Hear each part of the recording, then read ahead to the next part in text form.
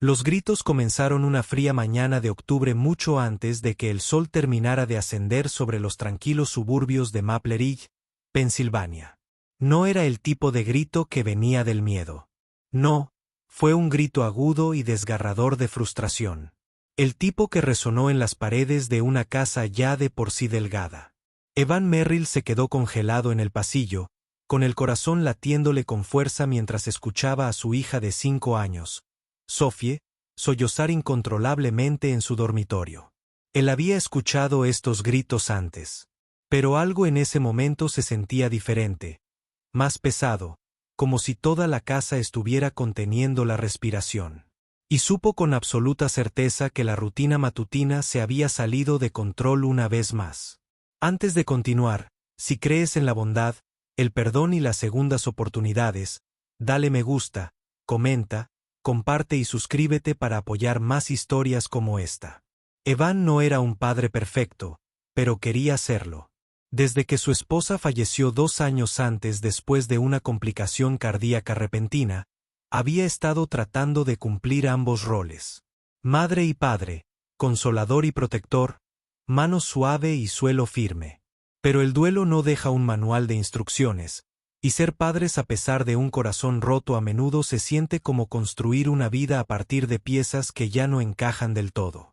Sophie se había vuelto más tranquila, más indecisa, aferrándose a menudo a su cordero de peluche como si fuera su última ancla restante. Evan había intentado todo lo que se le ocurrió. Sesiones de terapia, cuentos extra antes de dormir, viajes de fin de semana al parque.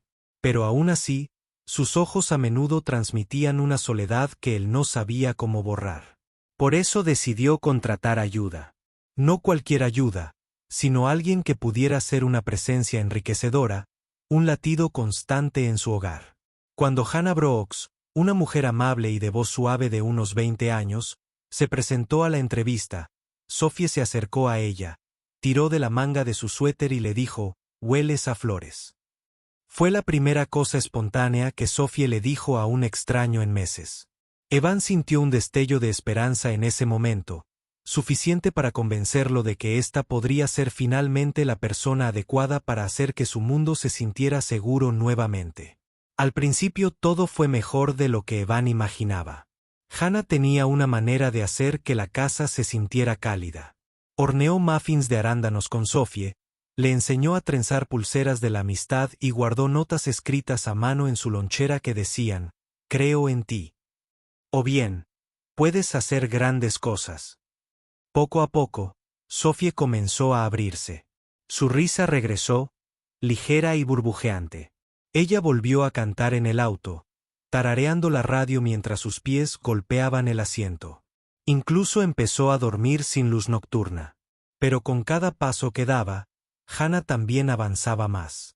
Tan profundo que Evan empezó a notar pequeñas cosas que no tenían mucho sentido.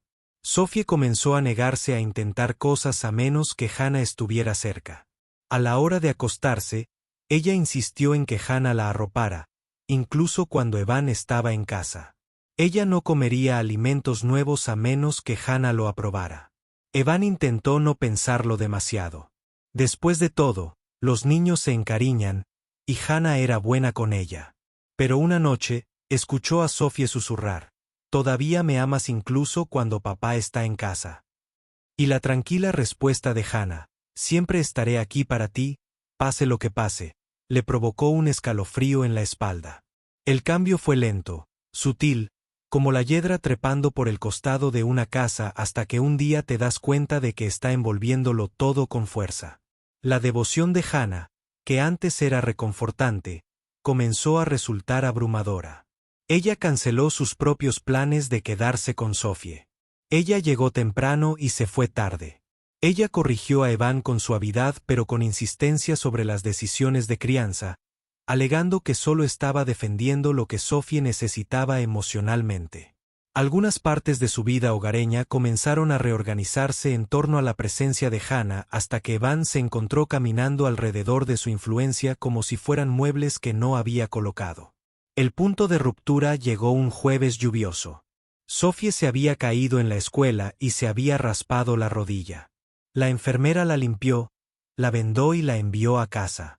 Pero cuando Hannah vio el vendaje, reaccionó con un nivel de pánico que sobresaltó a Evan. Ella levantó a Sophie en sus brazos como si hubiera sido gravemente herida, meciéndola hacia adelante y hacia atrás, susurrando ansiosamente sobre protegerla mejor y mantenerla a salvo. Sophie comenzó a hiperventilar, abrumada por la intensidad del miedo de Hannah. Un miedo que la propia Sophie no había sentido hasta ese momento. Evan intentó intervenir, pero Hannah abrazó a la niña con más fuerza, insistiendo en que sabía lo que necesitaba Sophie. Esa noche, Evan se sentó solo en la cocina mucho después de que Sophie se fuera a la cama. La lluvia golpeaba las ventanas y la casa se sentía demasiado silenciosa, demasiado tensa. Se dio cuenta con un dolor profundo en las costillas que los cuidados de Hannah, aunque bien intencionados, no estaban ayudando a Sophie a sanar. Estaba fomentando la dependencia, amplificando el miedo en lugar de aliviarlo. Lo que había contratado como ayuda se había convertido en algo asfixiante. Él sabía lo que tenía que hacer.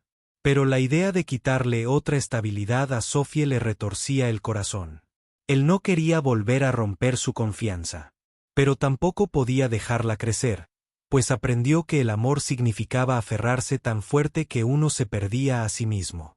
Cuando Evan le contó a Hannah a la mañana siguiente, ella permaneció en silencio y con el rostro pálido.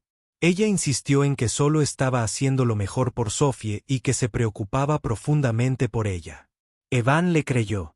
Eso fue lo que lo hizo más difícil. Pero él se mantuvo firme, educada pero firmemente, explicando que los límites se habían desdibujado y que Sophie necesitaba espacio para crecer más fuerte, no más protegida.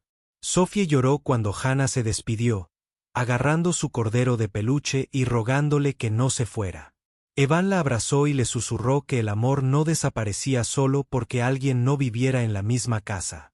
Pero fue una transición dolorosa para ambos.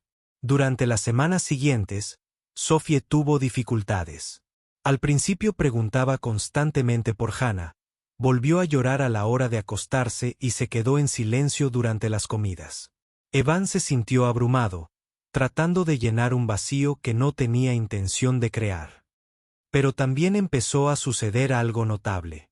Poco a poco, Sophie comenzó a expresar sus sentimientos en lugar de ocultarlos detrás de las emociones de otras personas. En lugar de apoyarse en las reacciones de Hannah, comenzó a permitirse sentir las suyas propias. Evan, por primera vez en mucho tiempo, sintió que realmente estaba criando a un niño nuevamente. Desordenado, imperfecto, pero real. Una tarde, Sophie llegó a casa de la escuela con un dibujo arrugado en la mano.